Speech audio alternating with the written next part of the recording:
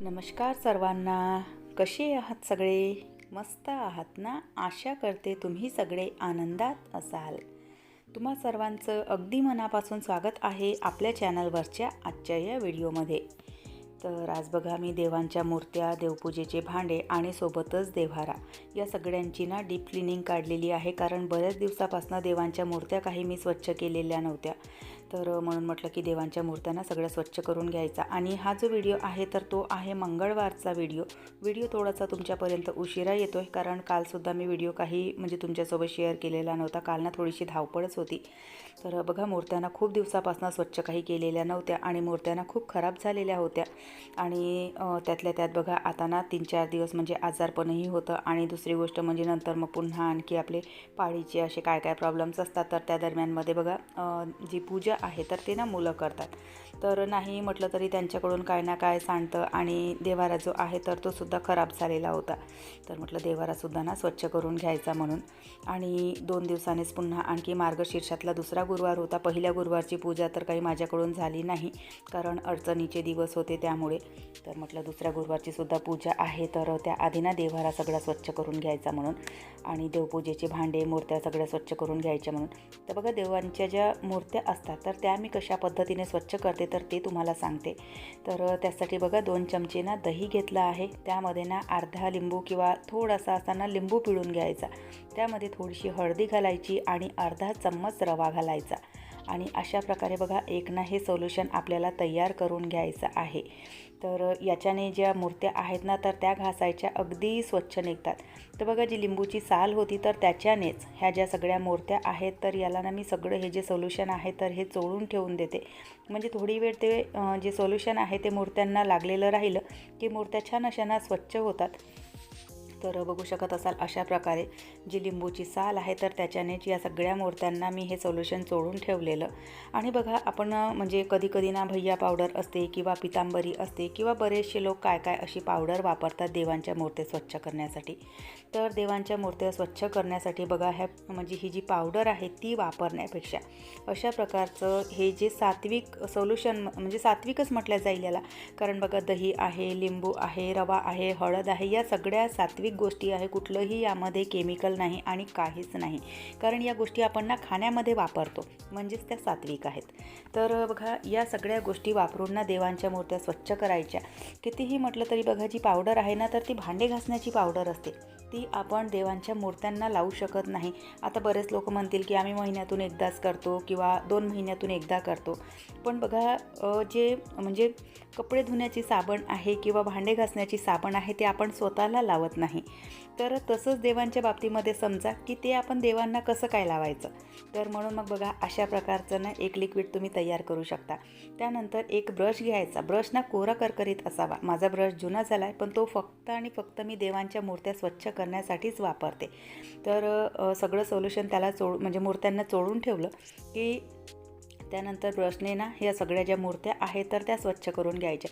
म्हणजे बघा मूर्त्यांमध्ये आजकाल ना खूप असं रेखीव काम झालेलं असतं, खूप असं कोरीव काम झालेलं असतं. तर त्यामध्ये जी काही मळ वगैरे बसलेली असते म्हणजे अर्थातच बघा आता धूळ उडते किंवा आपण अष्टगंध चंदनाचा टिळक लावतो, हळद कुंकू लावतो. तर ते सगळे ना त्या कोरीव जे काम आहे तर त्याच्यामध्ये ना ते फसलेलं असतं. तर त्यासाठी ना ब्रशचा वापर आपल्याला करावाच लागतो. तर अशा प्रकारे ब्रशने ना सगळं असं स्वच्छ करून घ्यायचं. आणि त्यानंतर जेव्हा आपण या मूर्त्या धुतो तर धुतेवेळीसुद्धा आपल्याला ना ब्रशचा वापर करावा लागतो. कारण ते जे सगळं लिक्विड आहे म्हणजे जे सोल्युशन आहे तर ते ना सुकून जातं. त्यानंतर मग ते काही निघत नाही. म्हणून मग जेव्हा आपण पहिल्यांदा मूर्त्या धुतो तर त्यावेळेला ना ब्रशचा वापर करायचा.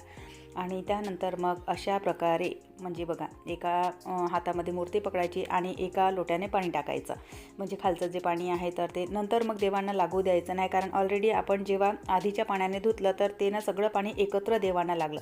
पण हे जे देवांचं स्नान आहे तर हे स्वच्छ स्नान आहे. त्यामुळे मग अशा प्रकारे एका हाताने मूर्ती पकडायची आणि एका हाताने पाणी पकडायचं आणि ते त्या पद्धतीने मग मूर्त्या धुवायच्या देवांच्या.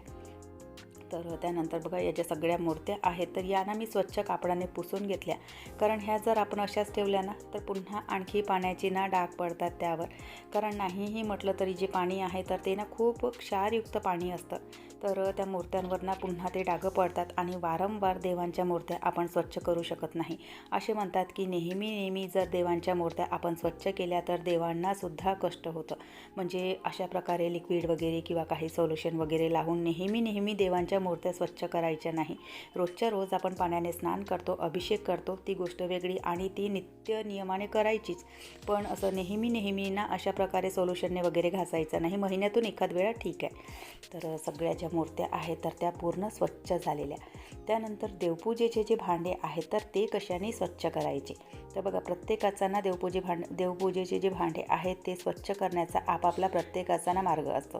कोणी भैया पावडर वापरतं, कोणी पितांबरी वापरतं, कोणी काही वापरतं, कोणी काही वापरतं. तर मी बघा हे जे भांडे आहे स्वच्छ करण्यासाठी भैया पावडर आणि जे विमचं लिक्विड असतं तर त्यांचा वापर करते. म्हणजे अशा प्रकारे बघा जे विमचं लिक्विड आहे ते थोडंसं अशा प्रकारच्या स्पंजवर घ्यायचं आणि भैया पावडर लावायची आणि त्याच्याने म्हणजे दोनही मिक्स करून ना हे तांब्या पितळेचे जे भांडे आहेत तर ते घासायचे. सोबतच बघा देवपूजेचे भांडे घासताना आपली नेहमीची जी घासणी असते तर ती घ्यायची नाही. म्हणजे नेहमीची भांडे घासण्याची जी घासणी असते तर ती घ्यायची नाही, कारण त्यामध्ये आपण उष्ट खरकटं काय असं स्वच्छ करत असतो घरामध्ये. कधी नॉनव्हेज बनतो, कधी काही बनतं. त्यामुळे नेहमीची जी आपली घासणी आहे भांडे घासण्याची तर त्याच्याने देवपूजेचे भांडे कधीही स्वच्छ करायचे नाही. अशा प्रकारे देवपूजेची जी घासणी असते, भांड्याची जी घासणी असते तर ती ना वेगळीच ठेवायची. आणि तुम्ही पितांबरी वापरा किंवा मग भैया पावडर वापरा, पण त्यामध्ये ना थोडंसं विमचं लिक्विड टाका. तर त्याच्याने बघा भांडे ना अगदी पटापट स्वच्छ होतात आणि छान असे चमकतात सुद्धा आणि लवकर खराबसुद्धा होत नाही. आता बघा नुसते भांडे घासून आणि धुवून उपयोग नाही, त्यांना ना स्वच्छ कापडाने पुसासुद्धा लागतं. म्हणजे ते भांडे सुकले की त्यावर जे काही डाग वगैरे असतात ना ते अजिबात पडत नाही. म्हणजे अशा प्रकारे स्वच्छ कापडाने पुसून घ्यायचं, तर त्याच्याने अजिबात तुमच्या भांड्यांवर डाग पडणार नाही. आता बघा देवपूजेचे भांडे ना बघायला अगदी थोडेसे दिसतात, पण हे जे सगळे भांडे तुम्हाला दिसत आहेत इथे हे रोजच्या देवपूजेमध्ये वापरीत येणारे भांडे आहेत माझे, आणि इतके भांडे ना रोजच्या देवपूजेमध्ये असतात. तर त्यामुळे बघा हे जे भांडे आहेत त्यांना घासायला सुद्धा इतका वेळ जातो.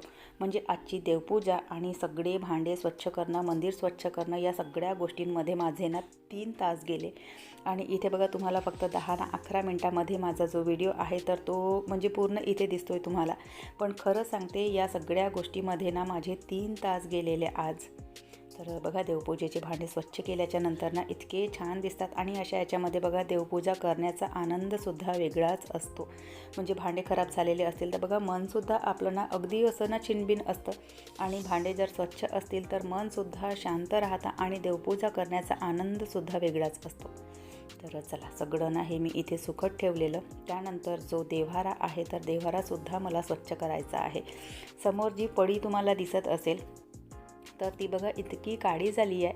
म्हणजे एकतर ना हा जो मायका मी इथे लावलेला, हा खाली जो बॉक्स बनवलेला आहे आणि त्यावर जो मायका लावला तर तो ना प्लेन मायका नाही आहे. जे कार्पेंटरनी बनवले तर त्याला मी म्हटलंसुद्धा की तिथे प्लेन मायका टाक म्हणून.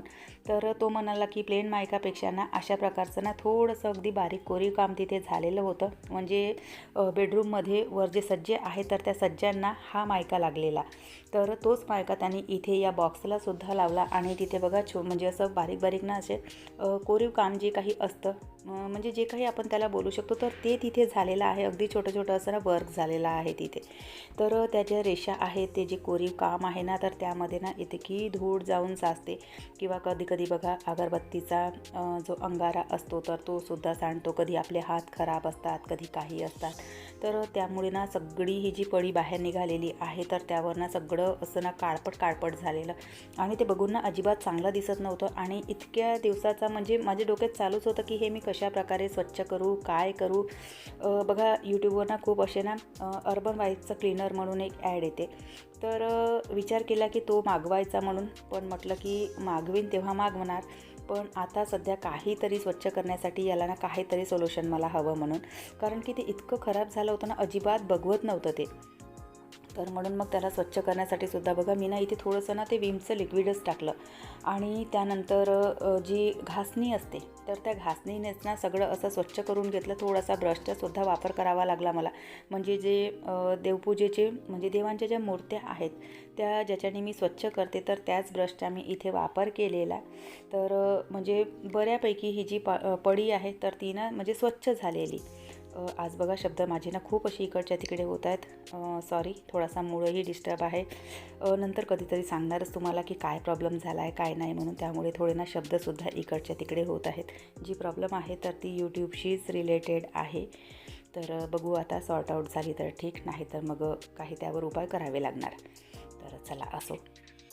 तर बघा सगळा जो देव्हारा आहे ना तर तो ना छान असा स्वच्छ करून घेतला आणि खालचा बॉक्स आणि वर जी ही पडी आलेली आहे तर बघा छान ना अशी स्वच्छ झाली, म्हणजे बऱ्यापैकी स्वच्छ झालेली ती नाही तर इतकी अशी ना काळी काळी दिसत होती ती. तर छान अशी सगळी स्वच्छ करून घेतली, तिथले वस्त्रसुद्धा चेंज करून घेतले आणि त्यानंतर मग माझी सुरू आहे देवपूजेची तयारी. तर बघा जे ही देवपूजेमध्ये आपण ना तांदूळ वापरतो तर ते ना पौर्णिमेच्या दिवशी चेंज करून घ्यायचे. पण आता पौर्णिमेला 2 दिवस बाकी होते आणि मला देव्हारांना स्वच्छ करायचा होता. तर त्यामुळे मी हे सगळं ना आजच स्वच्छ करून घेतलं, कारण पुन्हा आणखी पौर्णिमेच्या दिवशी म्हटलं तर त्या दिवशी बघा एक तर ना मार्गशीर्षातला गुरुवार, दुसरी गोष्ट म्हणजे दत्त जयंती आहे आणि पौर्णिमेची सुद्धा माझी पूजेची मांडणी असते, सत्यनारायणाची कथा मी वाचते. तर त्यामुळे ना हे सगळं शक्य झालेलं नसतं. म्हणून मग मी हे 2 दिवसाच्या आधीच म्हणजे मंगळवारीच मी हे सगळं स्वच्छ करायला घेतलं आणि गुरुवारची पौर्णिमासुद्धा होती आणि मार्गशीर्षातला गुरुवारसुद्धा होता. तर अशा प्रकारे बघा सगळा जो मंदिर आहे तर तो स्वच्छ झाला, देवपूजेचे भांडे स्वच्छ झाले, मूर्त्या स्वच्छ झाल्या आणि पूजासुद्धा आटोपलेली. तर चला आजचा व्हिडिओ मी इथेच संपवते. आशा करते तुम्हाला आवडला असेल. व्हिडिओ कुठे जरी आवडला असेल तर लाईक करा, चॅनलवर पहिल्यांदा आले असाल तर सबस्क्राईब करा, बेल आयकॉनसुद्धा क्लिक करा, जेणेकरून माझ्या येणाऱ्या व्हिडिओचं नोटिफिकेशन तुम्हाला असंच मिळत राहील. व्हिडिओ कसे वाटतात ते सुद्धा कमेंट करून नक्की सांगत चला. पुन्हा भेटूयात आपण नंतरच्या व्हिडिओसोबत. तोपर्यंत सगळ्यांना बाय, सगळ्यांना धन्यवाद. हर हर महादेव.